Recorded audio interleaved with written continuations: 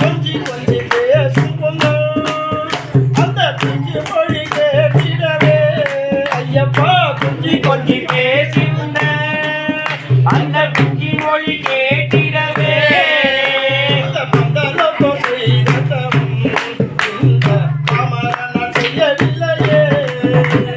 பண்புலி மேலேறி வரும் எங்கள் வீரமணி கண்டனேவா